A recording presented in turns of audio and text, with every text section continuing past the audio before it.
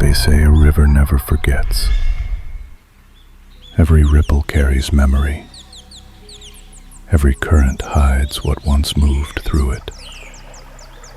In the southern Philippines, on the island of Mindanao, the rivers run black beneath thick mangroves. When the wind falls silent, you can hear the forest breathe. And sometimes, something else. A deep, deliberate shift under the surface. Locals tell you the water has eyes. Not spirits exactly. Something older. Something that remembers when men still feared the dark. It's here, among these tangled roots and misty bays, that the legend of a monster was born. A story too large to measure, too stubborn to die. The first truth was easy to verify. In 2011, villagers in Bunawan captured a saltwater crocodile named Lolong, a creature stretching over 6 meters, the largest ever officially recorded. He weighed more than a small truck, and when he opened his jaws, the air itself seemed to pause with him. After his death 2 years later, the townspeople built a shrine in his honor. But in every market and riverside tavern, one question lingered. If that was the biggest one caught, how big are the ones still out there?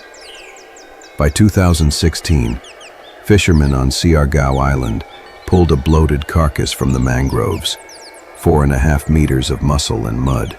They swore a larger one had been following their boats for weeks. Then, in 2024, a drone survey over Sarangani Bay caught something moving, 3, maybe 4 meters long. The first confirmed sighting there in decades. Officials called it conservation. Villagers called it a warning.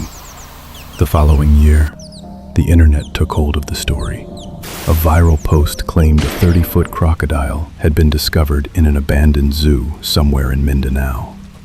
No location, no official statement.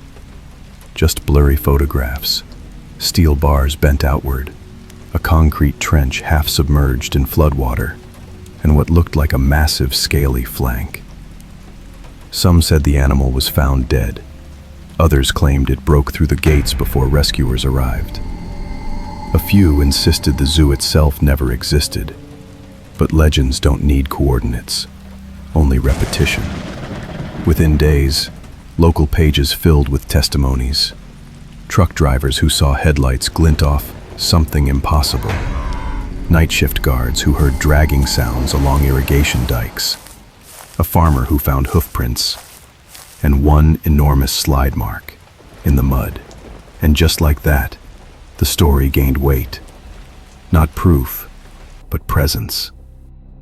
Among the Lumad and Maguindanaon peoples, the crocodile is not merely an animal. It's a keeper of balance. A bridge between the world of men and the spirits below the waterline. To kill one without cause is to curse the river itself. Perhaps that's why the old men in Bunawan still lower their voices when they speak of the night Lolong died. They say the rains came harder that year, and the marsh flooded fields that hadn't seen water in generations. Coincidence, maybe. But in Mindanao, coincidences have teeth. You can laugh at superstition until the surface breaks beside your boat. Then, every myth feels like science you just haven't learned yet. What lives in the dark is not always evil, one fisherman told me. It only becomes angry when you stop believing it's real. I've never walked those mangroves myself, but I've heard the stories told by those who have. They say the air there is heavy, thick with salt and decay,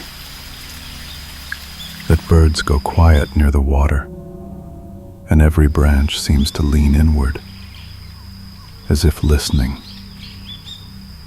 Locals warn, never stand too long on a fallen log.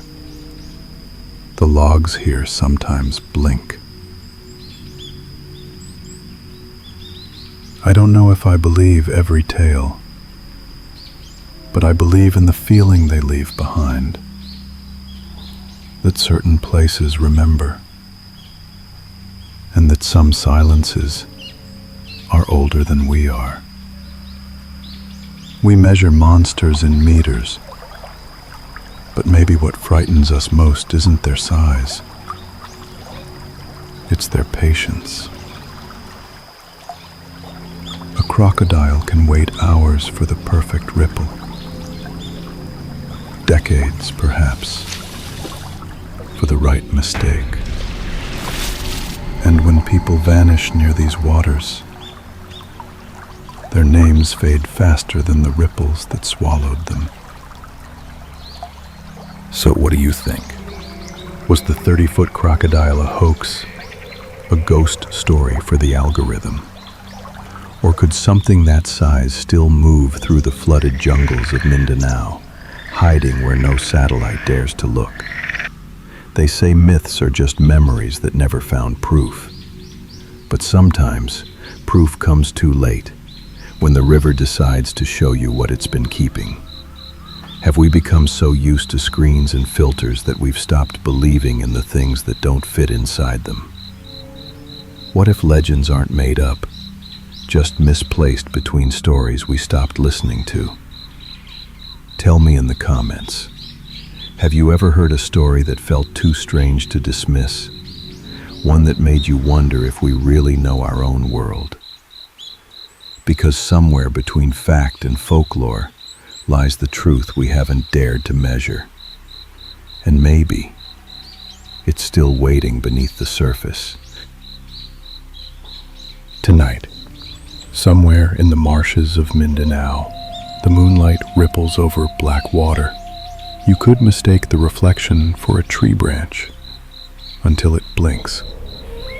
Maybe the legend of the 30-foot crocodile was only a story, a hoax that fed on curiosity. Or maybe it was a warning we chose to scroll past. Either way, remember this: not every monster is born of imagination. Some are born of patience, of a world slowly reclaiming what was once its own. When the water is still, that's when you should be most afraid. It means the watcher beneath is already awake. Stay curious and stay safe. This is Backtales Stories.